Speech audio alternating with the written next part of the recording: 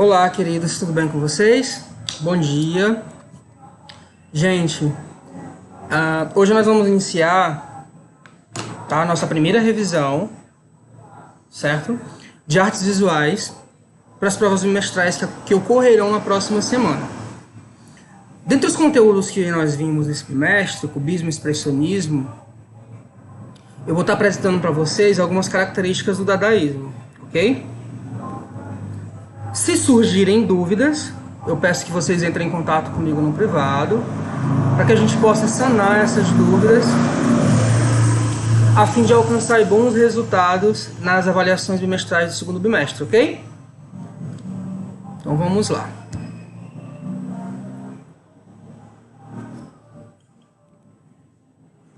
Bom, começar pelo cubismo, né? Surgiu no século XX e é considerado o mais influente deste período. Temos aí no cubismo, à frente do cubismo, o Pablo Picasso e o Georges Braque, né? Trabalharam durante anos no estúdio, certo? Mas afinal, o que é o cubismo? Para que a gente possa relembrar, tá? O cubismo é uma linguagem artística, tá, que tem suas técnicas e que faz parte das vanguardas europeias, que ocorreram aí no início do século XX. Também para relembrar, as vanguardas europeias, elas ocorreram de forma homogêneas, né, por toda a Europa no mesmo período, tá, que vai aí desde 1905 até 1920, certo? E essas vanguardas europeias, ela teve como influências principalmente dois fatores. Primeira Guerra Mundial, certo? Que influenciou ali de uma forma ou de outra no pensamento artístico para a idealização dessas produções, tá? E também tivemos, só um minuto, meu gato tá aqui enchendo o saco. E também tivemos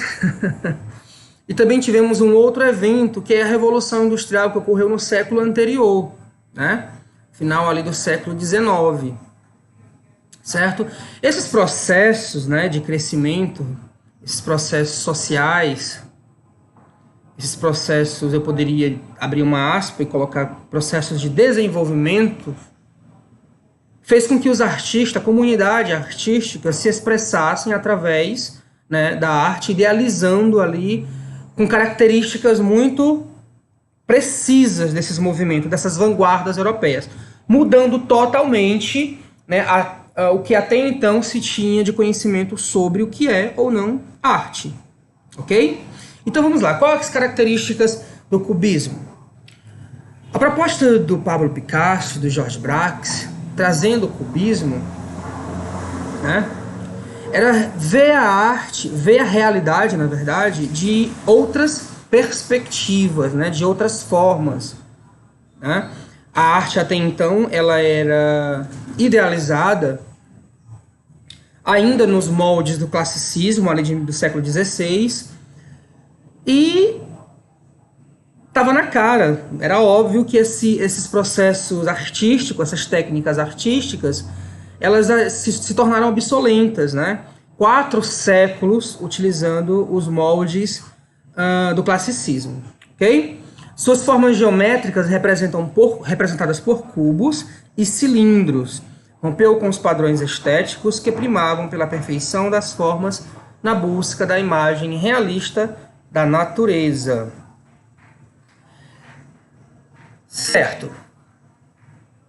Quando eu não entendo de arte, eu posso fazer uma crítica vil, uma crítica ruim, uma crítica má, né? Porque eu tenho como pressuposto, né, a minha ignorância sobre um determinado assunto, a falta de conhecimento sobre determinado assunto.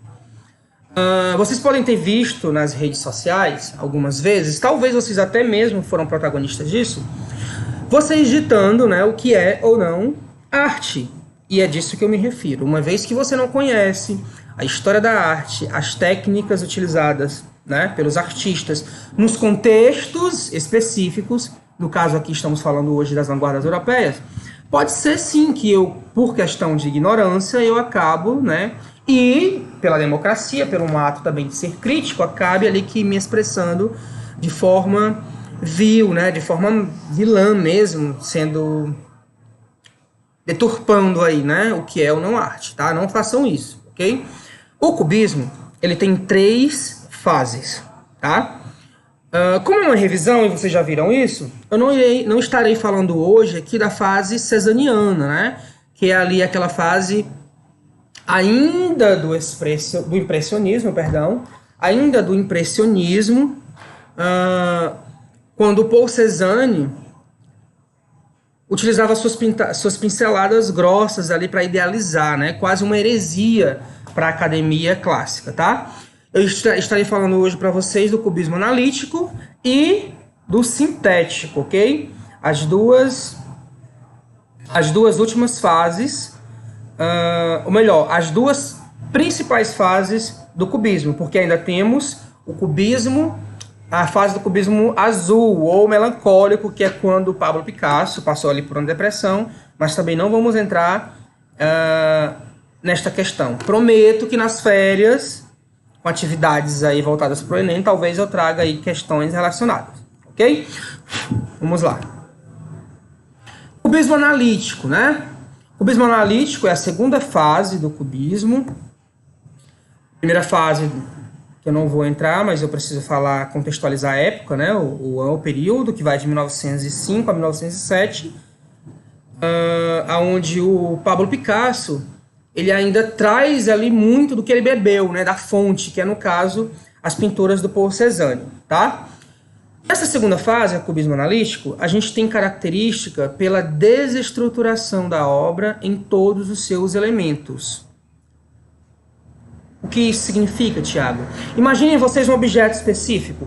Vou pegar aqui, por exemplo, uma cadeira. Imagine vocês, sala de aula, uma cadeira, né, da sala de aula, e você utilizando o seu olhar para enxergar aquela cadeira.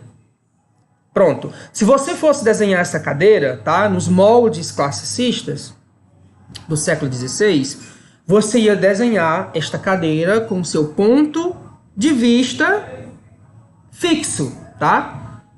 O cubismo analítico, ele desfragmenta esse seu ponto de vista e transforma em várias perspectivas, tá? O cubismo analítico, ele vê a cadeira de cima, a cadeira de baixo, por trás, do lado, de todos os ângulos possíveis, ok? Decompondo a obra em partes, o artista registra todos os seus elementos em planos sucessivos e superpostos, procurando a visão total da figura, examinando em todos os ângulos do mesmo instante, através da fragmentação dela. Isso que eu acabei de falar para vocês. O artista cubista, o Braque e o Pablo Picasso, né, o principal nome do cubismo é o Pablo Picasso, eles tinham em sua técnica essa proposta: desfragmentar a figura, tá? Anotem, desfragmentação da figura e compondo-a em várias perspectivas diferentes, ok? Essa fragmentação dos seres foi tão grande que se tornou impossível o reconhecimento de qualquer figura nas pinturas cubistas. A cor se reduz aos tons de castanho, cinza e bege, né? Uma questão aí quase que monocromática, levando aí para as suas nuances da mesma cor, certo? Essa imagem que vocês estão vendo, a mulher com o violino, com o pandeiro, o violão, né? Ela ainda está ali, é uma questão da figura. A figura você consegue observar. Como a arte, a análise da arte, a interpretação da arte, ela também pode ser subjetiva, é possível que tenha alguns de vocês que não enxerguem aí uma mulher com um violão, mas o cubismo, ele tem, na sua fase analítica, ele tem imagens que a figura ela é totalmente diluída em ângulos, né?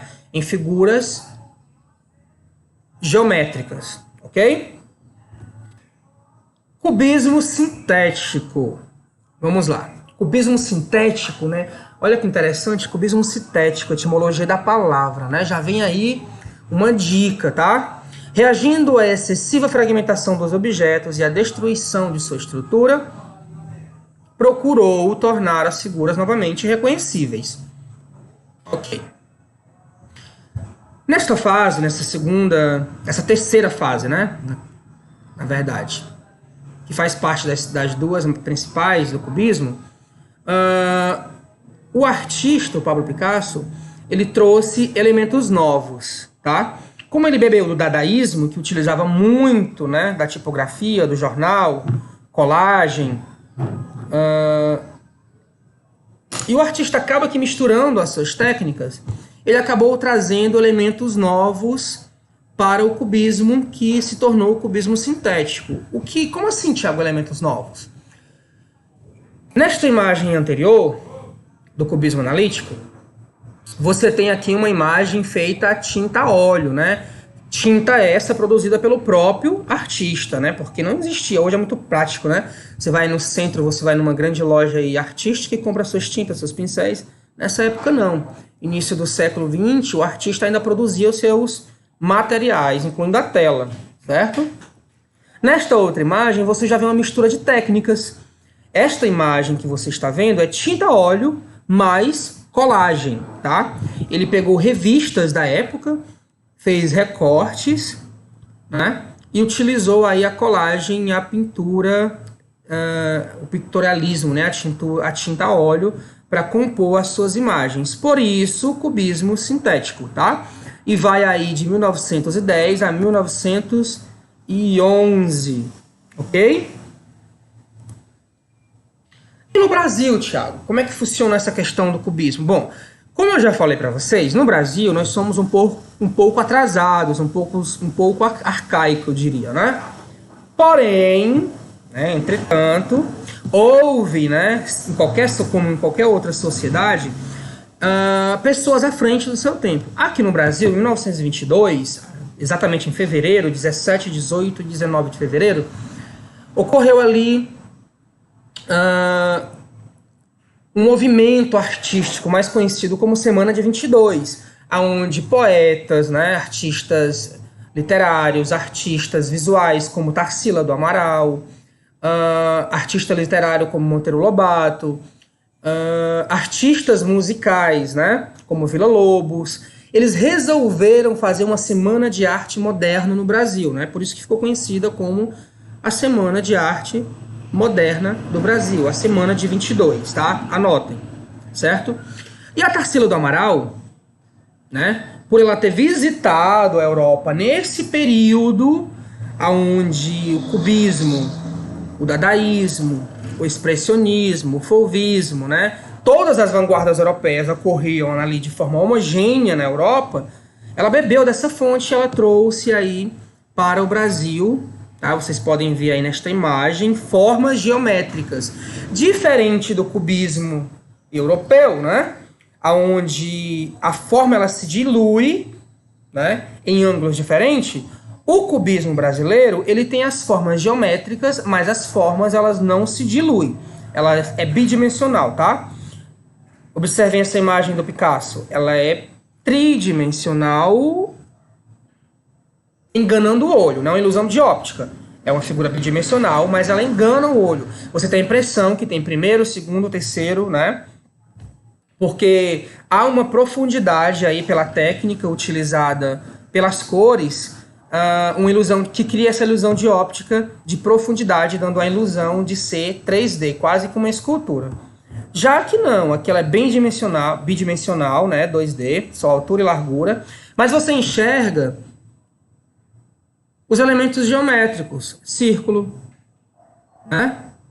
Triângulos, losangos. Ou seja, a Tarsila do Amaral ela bebeu dessa fonte cubista na Europa, mas ela trouxe elementos característicos que deixou na história uma assinatura, tá? Então, aqui no Brasil nós temos como principal nome do cubismo Tarsila do Amaral, ok? Bom, agora o expressionismo, tá?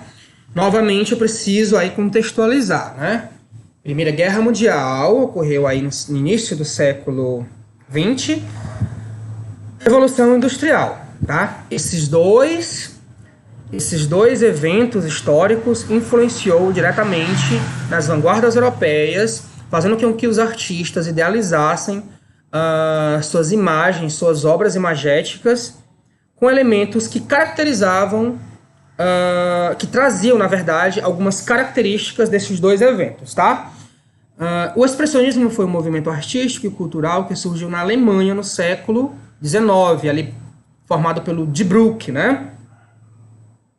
Um grupo de alemães, principalmente de homens, tá?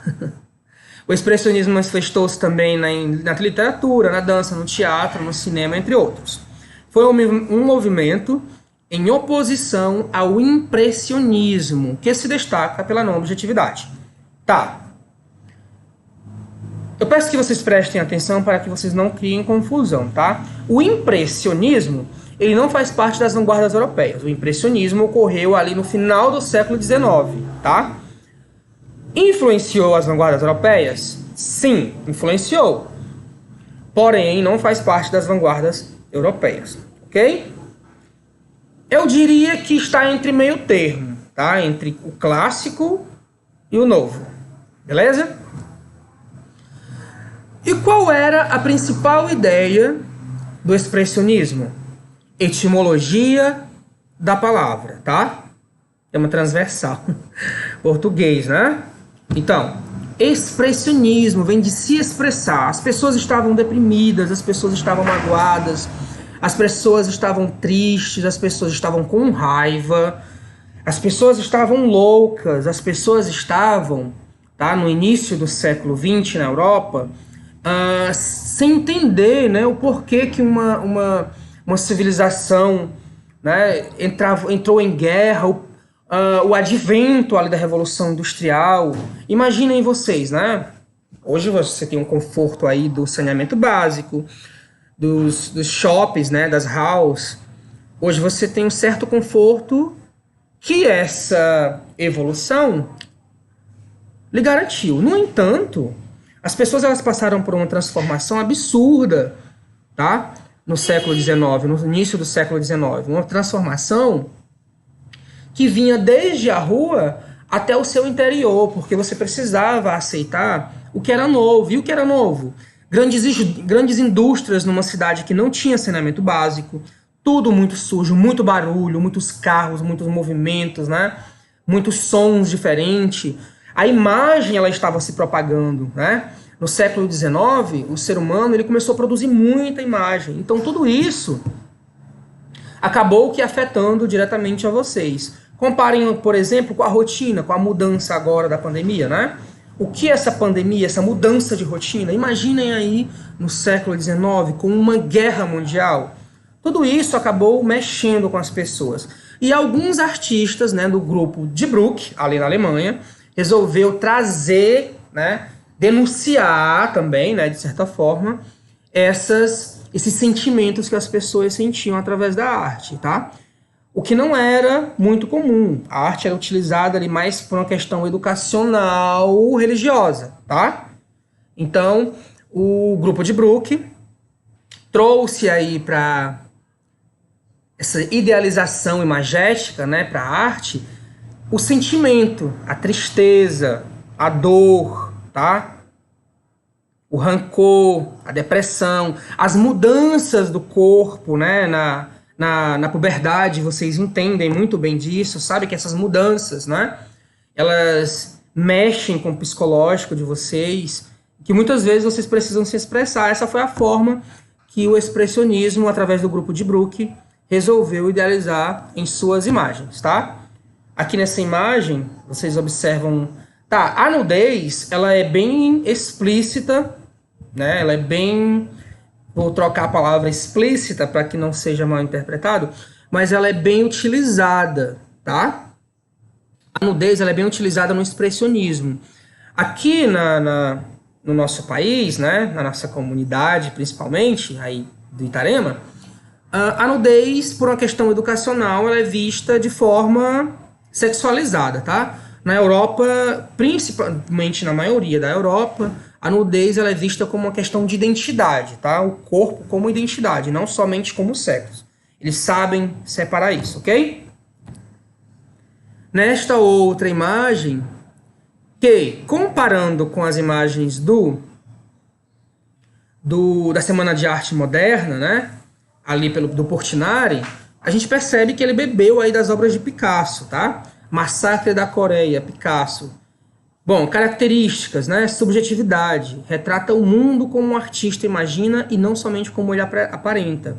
Retrata os problemas sociais do mundo. Como eu falei anteriormente, a arte ela era utilizada como uma questão educacional, né? Lá no século XVI, a arte era utilizada pela igreja para educar em massa, porque a maioria da população era analfabeta e precisava ser educada através da imagem. Então eles utilizavam, né, idealizavam imagens de personagens bíblicos para fazer uma educação, tá?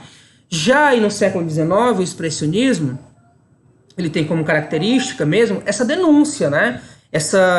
Além da denúncia, essa subjetividade. O artista, no século XVI, ele não tinha autonomia para se expressar, né? Ele se expressava utilizando a técnica que ele aprendia, mas ele não se expressava o que ele sentia.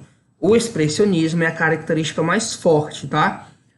O artista se expressa através do sentimento. Você vê o sentimento, tá? Aí a gente pode, fazendo uma análise de imagem, a gente pode ver aí, né, no Massacre da Coreia, um grupo armado, né? Tons de cinza representando a opressão e a melancolia.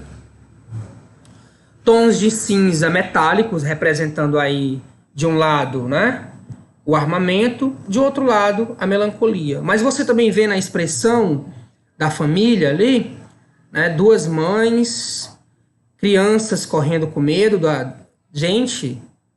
Isso era quase que proibido antes, tá? Você se expressar dessa forma não era aceito. E vocês pensam que foi aceito esse tipo de expressão na Europa? Não, eles foram condenados, tá? Foram mal vistos. Hoje a história conta uma outra realidade sobre as vanguardas europeias, mas esses artistas eles tiveram ali as suas relutâncias, né, com a sociedade quando eles se expressaram. E aqui nós temos a principal obra, né, do expressionismo. Vocês devem já ter visto, porque ela ilustrou aí durante vários anos os livros de histórias, alguns livros de literatura, tá? Foi pintado em 1893. Representa uma figura andrógina no momento de desespero, estado de saúde precário, pintura torta, ondas sonoras do grito. Apenas a ponto não sofre como um grito. A ponte é morta, não é natural. Tá, vamos lá. Alguns artistas, como eu já havia falado para vocês, beberam do impressionismo, tá? O expressionismo vai de contra o impressionismo, tá? No entanto, se você analisar esta obra, você vai ver traços aqui do artista impressionista Van Gogh, né?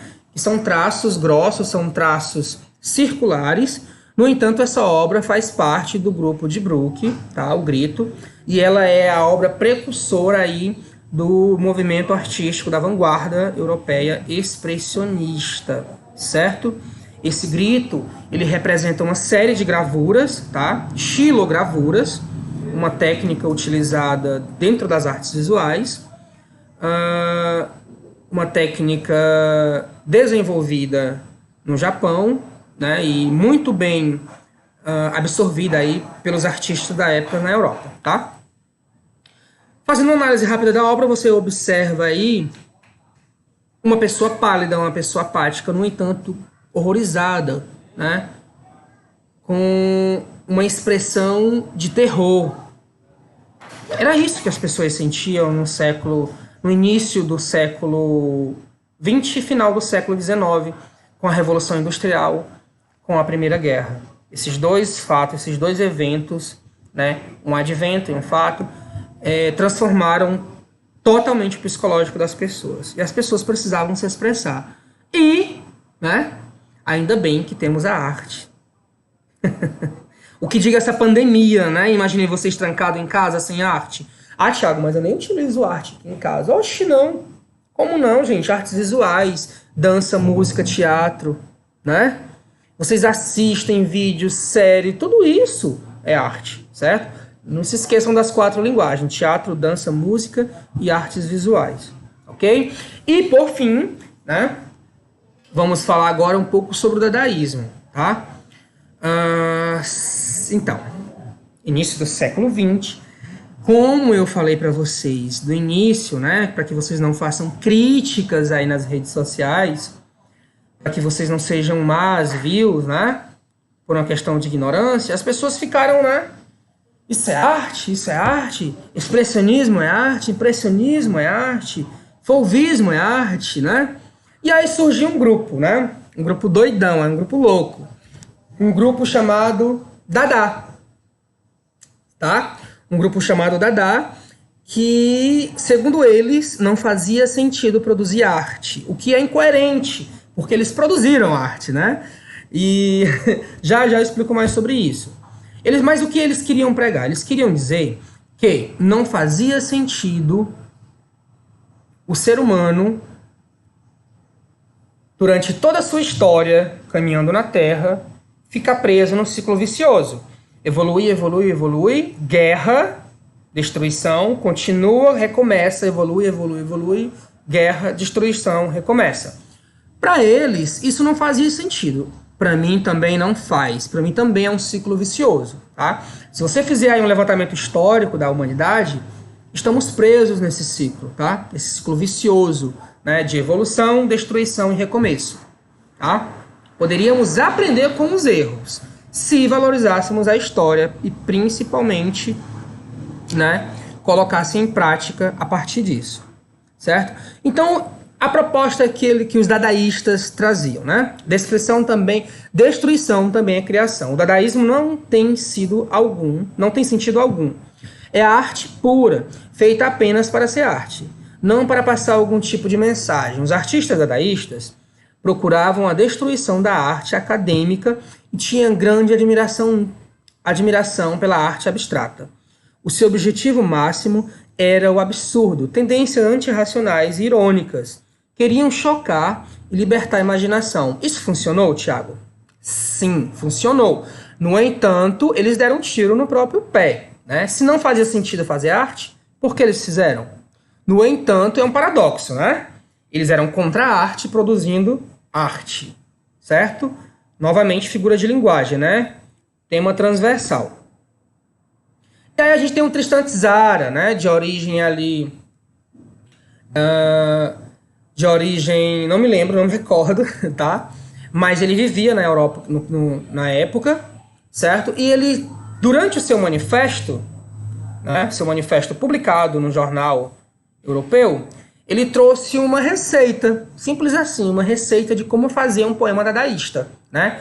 Segundo ele, você pegaria uma revista qualquer, cortaria frases, né, em particular, separando as frases ou separando as palavras, colocaria dentro de um recipiente, mexeria e depois, de forma sistemática, uma atrás da outra, você sairia colando essas palavras que você fosse pegando uma a uma e pronto, estava feito ali o seu poema dadaísta, mesmo que não fizessem sentido nenhum. E essa era a proposta dos dadás. Produzir arte que não fizesse sentido, porque a sociedade ela estava louca, ela não fazia sentido, né? Ela estava num ciclo vicioso de autodestruição, ok? Bom, gente, nossa revisão, tá? Nossa revisão do segundo bimestre, por enquanto, eu vou encerrar aqui, tá?